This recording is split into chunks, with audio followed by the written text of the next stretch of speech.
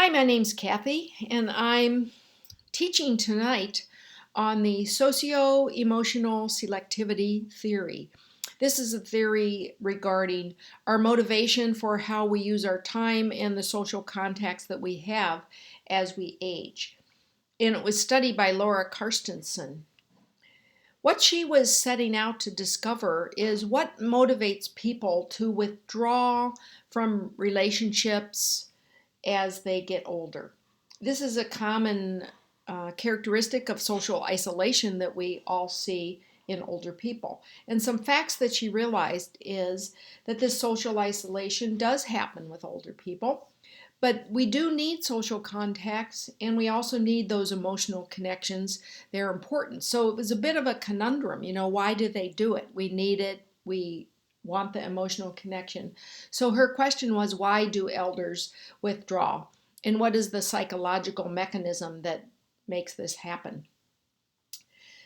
I think that we all make some common assumptions regarding withdrawal of older people. We think it's because of frailty, physical illness, psychological issues, lack of interest, and so forth. And we all make some of those assumptions and more regarding the common withdrawal. The activity theory says this isolation is due to an awareness of our impending death and that it's a normal process, that it's related to um, different socially induced issues regarding aging, such as mandatory retirement and ageism. The disengagement theory that says due to awareness of their impending death, withdrawal is normal and a natural part of aging. It's an adaptive response. So Carstensen wanted to go beyond these assumptions and find out why does it happen. So what she did is she studied people of various ages regarding their types of contact. She studied the emotional and meaningful contacts, potential for future contacts, that would be acquaintances and people you might become aware of in the future. And then she also identified the informational or knowledge-based contacts, people we go to get information from. So she studied people of various ages and conditions, and what she found was quite interesting. She found that older people highly preferred those emotionally meaningful contacts over the other two, and she found that younger people were pretty well balanced between the three types of contact. They didn't favor one over another. But here are the groups that I found interesting. She also studied gay men with HIV who had a sense of their impending death, and they preferred the emotionally meaningful contact, as did the terminally ill people of any age preferred the emotionally meaningful contact versus others. So what does that tell us?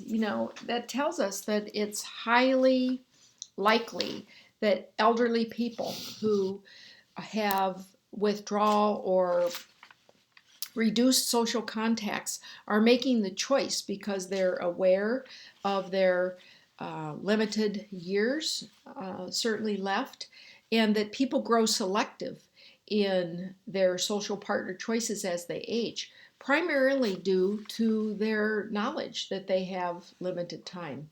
So this tells us that our intimate relationships will become even more important as we age, as she found. Now, this socio-emotional selectivity theory isn't as great as it is. I really like it. It does have some downsides because, as I said, we have a friend, for example, who had a stroke. Now, he is cognitively not as able to contact. Geographically, he's in a rehab center. He's not able to contact people who mean more to him. And he's physically limited in his ability to contact. So now that certainly is a factor for him in his withdrawal. He is withdrawing, but it's because of other reasons, not by his choice.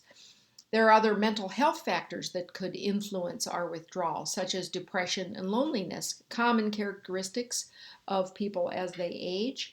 And I was thinking there are personality factors as well.